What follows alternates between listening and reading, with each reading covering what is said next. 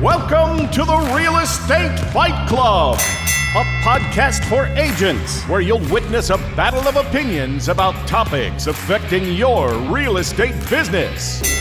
Now, always in your corner, here are your hosts, Jenn Mertland and Monica Weekly. Welcome to another episode of Real Estate Fight Club. What up, Jet Mert? What's up? How have you been behaving yourself since we last spoke? Not well, normal. It's my birthday month. Hey, happy birthday. Your birthday month too. My birthday month too. This is why we get along so well. Two Sages, man. I mean, if you're a Sagittarius and you're listening to this, happy birthday to you too. You are amazing. You are amazing. We're the best zodiac sign in all the zodiacs. Best zodiac sign.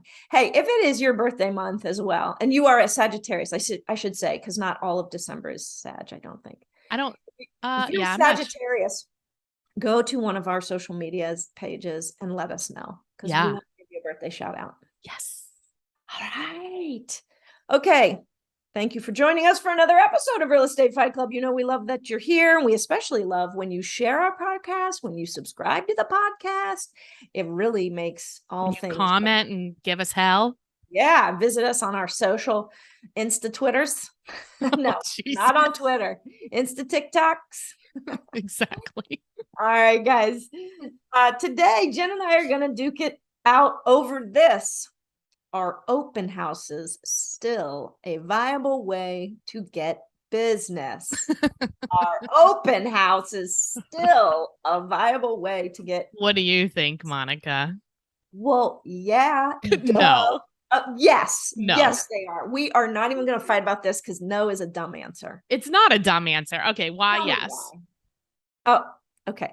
Why? Yes. Because this is where buyers come out of the woodwork. They don't have agents all the time. Sometimes they do. They don't have agents. They come in. Maybe they're not interested in that house. You get an opportunity, get in a relationship with somebody that obviously cares enough about taking time out of their day to go see a house. So they are very likely to be buying a house sometime in the near future. Maybe it's a year from now, whatever. But you would have never, ever met that buyer. And you're like so cute about how you think that that's how it actually works. It is how it works. That's not how it works. And the only reason I'm saying no is because most agents do open houses wrong. If you did open houses right, they would be a great resource. This was not part of the question. You said, are open houses viable? Then the answer no, the way that people are, the way that you're currently doing it, no. Unless you're doing it right. Not what the question was. You just said they are viable if you're doing it right. If you're doing it right. Yeah, well, fine. Team Monica. That. Okay, see? Done. Thank you for tuning in to this episode. Goodbye. No, but there is a process for doing it right. Agree? Agree. Okay, let's talk about it. Talk about the 7 levels. Now I might not be able to remember every level, but we do have there are many levels to a good open house. Yeah, well, we could talk in general, but if you want the form that has like basically the checklist of what to do, you can go to jennifermertland.com/vault, or you could just message me and I'll send it to you. But go ahead. Obviously you put it on the MLS, right? That's step 1. Yeah. But what day? Well, I think you do Wednesday. Because your open house is what day? Sunday. What time? 11. 11 to what? 11 to 1. I want to back up here. I think if you're going to make open houses a viable business model for you to generate leads, I think you have to do 4 a week.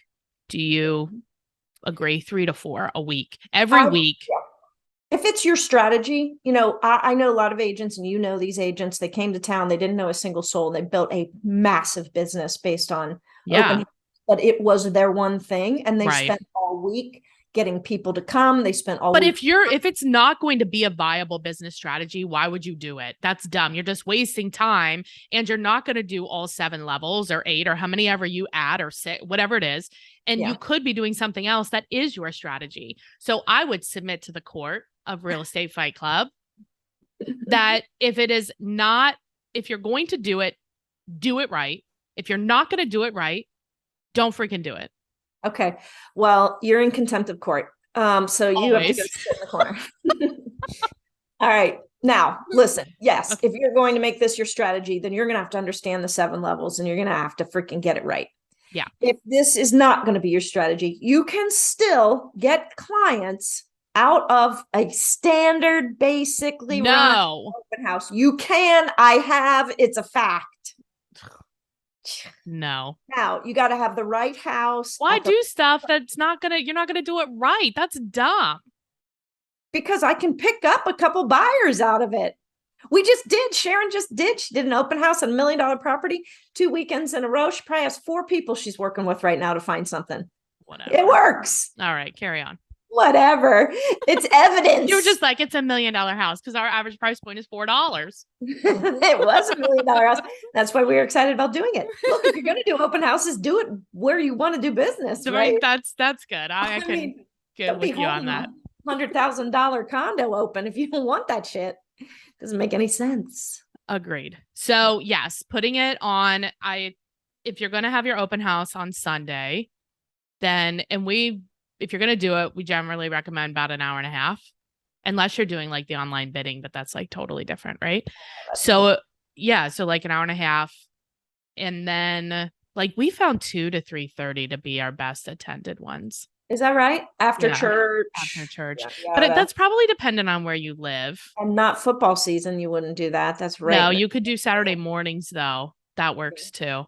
Or like a Wednesday or Thursday kind of twilight open houses were working really well before COVID hit. We were doing a lot of that. Yeah. But yeah, so putting it on the internet, like definitely on the MLS, but also all your social channels. And I would put it with a video. Why the hell are you not doing a video about the house? Right. Come on. Well, you don't want to give them all the goods. You don't want to show them the whole thing. They're going to want to see it. And you could do a live, because a lot of these social platforms, when you go live, it means something. It boosts things. It does stuff. That's you know true. what I mean? And then we'll put it on Pipeline Pro Tools and have it goes to Facebook Marketplace. It goes to Craigslist. It goes to all these other places in addition. Yep. Might as well. It's true. So get that shit out there and boost it. You know what I think the number one mistake is around open houses, though? It's not the open house itself. Yes, there are ways to do it that are good. All of those tips for sure. But I think the reason open houses don't work for people is because they don't follow up. It's the big F.U. Well, the big F.U. It's the most important thing. Actually, that should have been on our last episode about mistakes agents make. Yeah, following up. They're not generating leads to follow up on, so it doesn't matter. But I also think, to tag on to what you're saying, also when you're getting the names and numbers, you're letting the buyer, potential buyer or seller, whatever, do it themselves. I think that you should stand like outside or greet them. Open the door, greet them. Don't make them walk into the house and be like, oh, hi, introduce yourself, say your name. And then it's like, what's your name? And then you write it down. Yeah, right. Ask them. Yes. And I always say the seller would like to have the seller would like me to write your name and number down. Just want to know, who was in I just say, what's your phone number? I always blame it on the seller. What's the best way to contact you? Because it's so quick, and you are literally blocking the door. I like that. I don't do that. I just make sure I get their information. Well, if I can make any interaction a little bit more uncomfortable, it's happening. You're going for it. This interaction is uncomfortable for me. No, it's not. Quite frankly. You're used to it. I am. Okay, so this is even like we're talking about. So before you even do it, we missed some things. So we said, put it online. We said, do a video. Also, canvas, it's in like a neighborhood or something like that, or canvas those people by calling, by door knocking. Think about who is the buyer. Where do they live now? Because most of the people only move within a couple mile radius. Mm-hmm. So let's say it's $1 million house and that's a move up buyer, right? Mm-hmm. There's a neighborhood around there that's like 500 or 600 likely, or something like that. that's where the buyer lives now. So Go shit, there. get a listing while you're at it. I have one of the best tips I ever heard, and I cannot remember who said this, and maybe you were on the call. Me. It might have been you. No, this, if for us agents that are a little bit like hesitant to door knock and, go canvas before an open house, this person does it and basically does it from the standpoint of, I just wanted to let you know on Sunday, I'm going to be holding an open house. So you're going to see a lot of random cars here and you might not know what was going on. I just want to let you know I would be doing that. They also do that for inspections. Hey, we're doing an inspection over here. I just wanted you to know that's what's going on. Can we just add like, who do you know that yes, you would can like to live in the neighborhood? Yeah, once you have you thought of selling? I just thought of that. Right.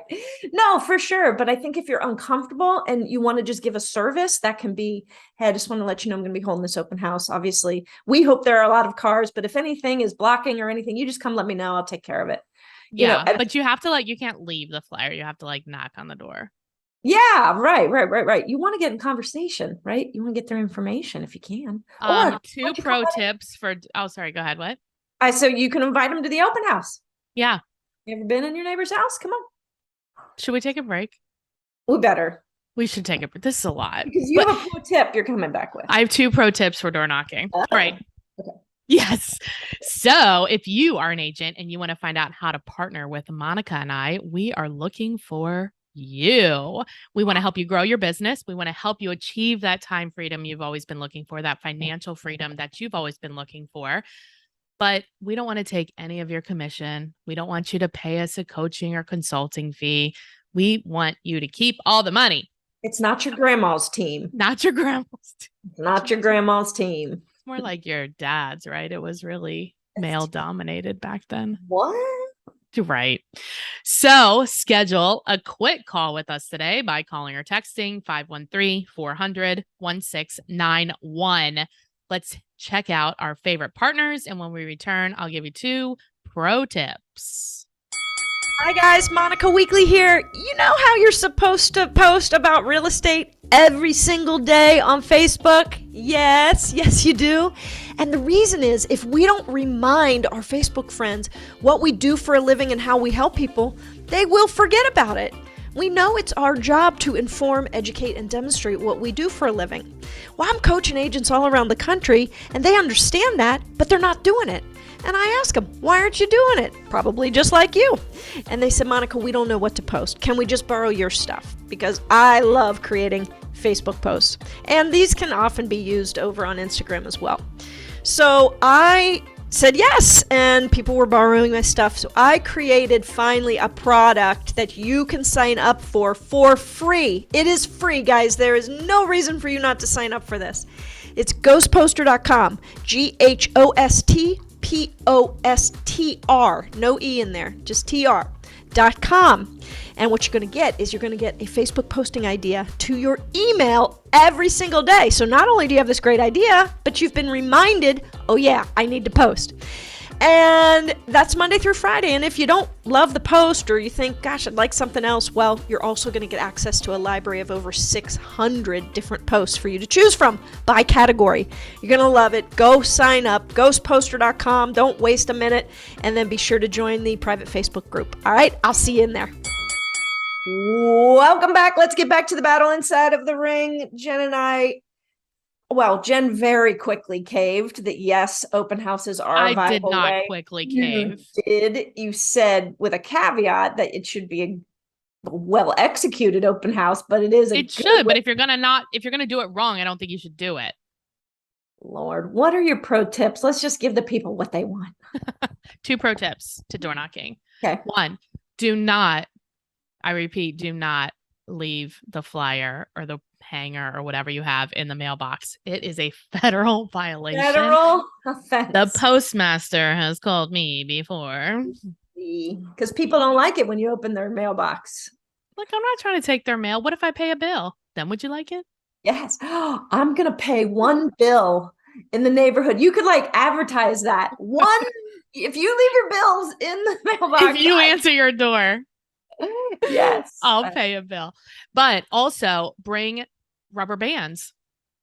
because a lot of times it's hard. Like there's no place to stick it. The You flyer. need something to like wrap it around and tie. Bring it handful. Well, more than a handful of rubber bands. I like it. Pro tips by a door knocker. I don't think I've ever door knocked in my entire life. It's lovely. I don't think so. No, it's not. Also, too, if there is another listing, you should like, I don't know, look at it. Yeah, make an appointment, right? Right. Yeah. That's Yeah, you shouldn't just go into it. You should make an appointment for sure. Yeah. I feel like that's more of a what would you do question. Can you enter homes? Is it a code of ethics violation to enter a home that you didn't make an appointment for? Pretty sure it is. Pretty sure it is. Fairly certain. Yes, guys, you're going to get asked by people that come into this open house, and likely they are going to know more about the sales on the street than you did, especially if they've been interested in the area for a while.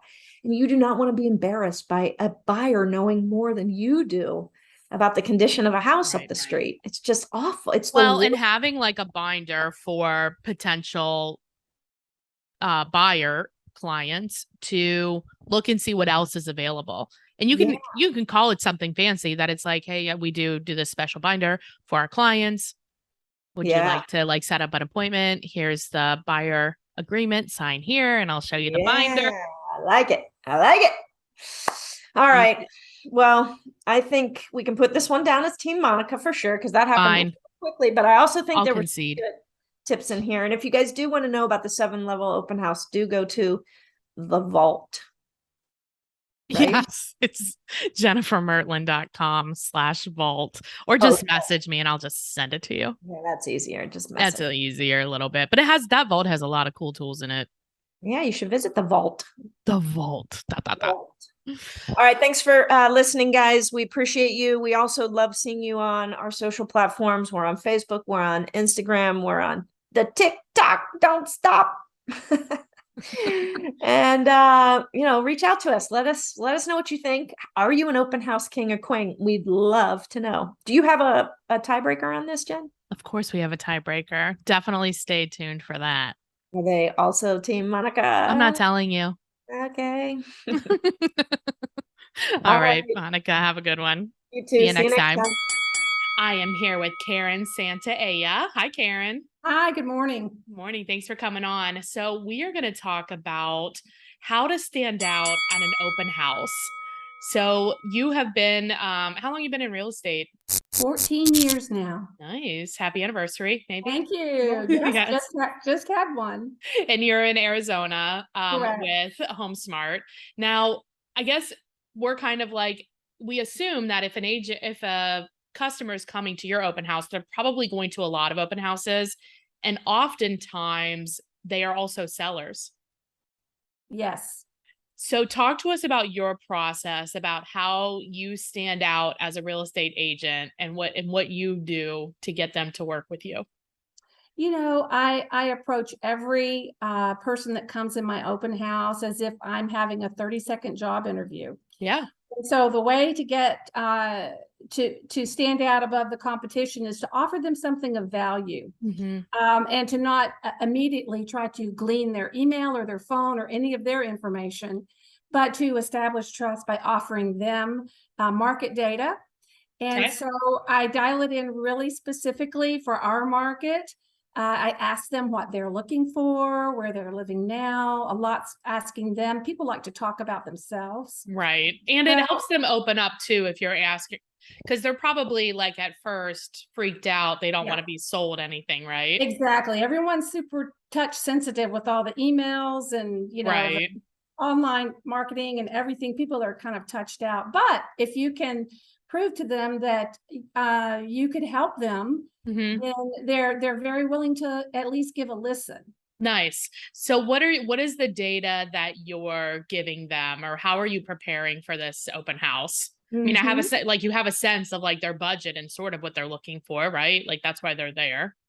Yes. When I started my business, I chose a target rich environment. I chose a zip code in which I felt, qualified buyers would likely be driving around. Right. And so I made it my business to know about the listings in that zip code. Okay. And each morning I would look on the hot sheet and select a condo, a single family home, and a luxury property that was new to market. Nice. So that, 9 times out of 10, they're going to say one of those things. I want a condo. Right. I'm looking for a 3-bedroom, 2-bath home, or, we're really ready for our next step. Right. And Like so a move up property. Exactly. And so, or a downsized property. Right. So, so I would have those fresh in my mind and be able to just off the top of my head say, hey, this just came to market. You might be interested. And that already kind of, establishes you that you're at work, right? Right. Right. That you're a real estate agent. Yeah, that I have expertise. I think that's a good idea. I mean, especially if you're only doing like a specific zip code, then it's pretty narrow and easy to collect the data from there. Now, you've done a lot of business through open houses. Yes. What is your recommendation if somebody is thinking, I want to use this as a lead generation tool? Like, how many should they be doing, like in a month or a week or whatever in a year? It depends on how hungry you are. When I Depends on what you're eating for dinner. Are you eating ramen? Right. When I first started out, I started in August 2008, and I was literally standing in an open house when Lehman Brothers failed, and the stock market failed, and gold went to $1,000 an ounce. And so that's when I entered real estate. And but we had a lot of Canadians that were down here buying, and we were, of course, half off because of the downturn. Right. So I just viewed open houses as my office. And and now that's how they are again, right? Like it's coming back around, I feel like, and I think it's like a really viable option to get leads. And like we said, so many of those buyers are actually sellers. Yes, they're looking to see who's really working hard. And I have generated listings because sellers noticed, okay, I was holding an open house in a seller's market. Who does that? Right. And so just, again, anything you can do to show that you're going above and beyond. But yeah, it's, so I would sit my open houses 3, 4, 5 days a week. It didn't matter. In our area, people were, down here for the winter time on vacation. They were driving around. So it was a tremendous way to begin a business on a shoestring. Nice. So if you don't have a listing and you're going to be hosting somebody else's open house for them, what is the data and the information that you would bring in order to demonstrate your expertise? First, I would just bring information on that property. Sure. They're probably not going to buy that property, but I did have a man walk into my open house, my very first open house, and wanted to buy that one, and it was listed for $750,000. Great. So that kind of sold me beginner's luck, I guess. But I bring. You're right. It's not often that they buy the one that they're looking at. No. So I bring information on that property, but I always bring the comps. And I show a market analysis, and I show what the price per square foot is in the area, what things are going for, where it's everyone wants a deal, right? Yeah. Everyone's looking for value. So if you can assess that and communicate that to the people coming in, then you just have to know a little more than the next guy. I know, right? That's the good news and the bad news, Yeah. I think, about. You're just like, just a little bit more. But I also like your idea about bringing a property that is considered like maybe a downsize or an upsize from that one that you're hosting. So then you have other, or even like, well, you're already going to have the relevant properties and maybe grab some actives too. Yes, absolutely. So I put those in my brain, but then I bring the market analysis for the specific property they came into. Right. But all you want is you want to get on base. Yeah. So you just want to get to get to the next level, to get their email, and then you can start really proving yourself. So you're asking or you're demonstrating the value by giving them the information, then you're asking questions to create the rapport. And then it sounds like at that point, if it's there, then you're asking for the email, asking for the appointment to meet with them to talk further. Is that? Exactly. Okay. Everyone's interested in their deal, right? They're interested in what they want. I just have to find out what it is. Minor detail. Do you have can you give us some examples of some of your go-to questions? You said you ask them what they're looking for. What other types of things you're asking them? I had a brilliant sales trainer when I first got in the business, and she said, make your mouth do this. Who? What? Who? How? Who? What? Where? When? How much?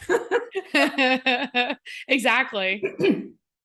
And that's always stood me in really good stead. And again, when you ask questions about, someone else, they often will want to talk about their needs, their desires, their Right. situation. Yeah. And you're asking them it sounds like you're asking two questions that are not just yes, no. Exactly. Yeah. Do you Yeah. have children? How long have you lived in the area? What is your dream home? Yeah. What are What you would that looking look for? like? Get them to visualize a little bit. Those are good And questions. Or what do you like about your current home? What do you want differently in your yeah, next home? what are your real estate goals is a good question that I ask. I like that. That's good. I always like to ask what else have they seen instead Mhm. of are you working with an agent? Because their answer to what else have you seen really will tell me if they're working with an agent, you know? True. And I always ask them, oh, did you see us driving by or online? Yeah, good. Good. And is it mostly online? Mostly online, about 90%. But sometimes you do have people just driving by and they decide to pop in. Are you advertising your open houses outside of the MLS? No, I'm not. They're just in the MLS and wherever it syndicates. Right, wherever it syndicates. How many It's days better. ahead of time are you advertising them? You can do as short a lead time as 24 hours. What's But the best exposure that you've found? yeah, I would say at least 3 days. Mhm. At least 3 days lead time to get the best exposure. But it is so nice to have the syndications showing open house today from Yeah, 11 to 2. That helps our exactly. job a lot. Exactly. Well, I really appreciate you being on. If people do have a referral for you and you serve Phoenix, Arizona, correct? Mhm. Right. How should they get a hold of you? They can text me my phone number or send an email, and I can give that information now or at Yeah, your go ahead. discretion. And we'll Yeah. put it in the notes too. But Okay. So my email is KH and then my last name, which is SANTAELLA @gmail.com. Or they can reach me at my phone number, 602-363-4933. I just love my job. I just love helping people, get to their next spot. awesome. Well, thanks for being on. Thank you, Jennifer. What we need right now is a source for great leads, and I found it. It is called Pipeline Pro Tools. So about 90 days ago, I booked a demo with them. And in that demo, we reverse engineered my business. We figured out how many leads we needed to get in order to get to the closings that we want. And they gave me a playbook to use in order to get that. So I've been using it for 90 days. We've gotten 12 qualified leads, and about half of them are already under contract or closed, which is great. And it is right now my #1 source for my best leads that I'm getting. I love this thing. I'm about to ramp up the number of leads that I get with them as well. So, and you might think it's expensive, and it's not. So I was looking for something that's very inexpensive, affordable to everyone, but also generated great leads. We don't want crap leads. So what you do in order to get this, because I called them and I wanted to partner with them because I was like, this is exactly what our audience has been looking for. So they set up something specific just for us, just for Fight Club listeners. So you would go to pipelineprotools.com/Fight Club. And then you go to the demo, and the demo will show you how many leads you need in order to get the number of closings that you want to get. And then they will give you the playbook that I'm using, my #1 playbook for getting leads. And then you can use it too, and we can have happy closings. So go to pipelineprotools.com/Fight Club, book and go to the demo and get all the leads. Don't forget to hit the subscribe button so you don't miss a podcast.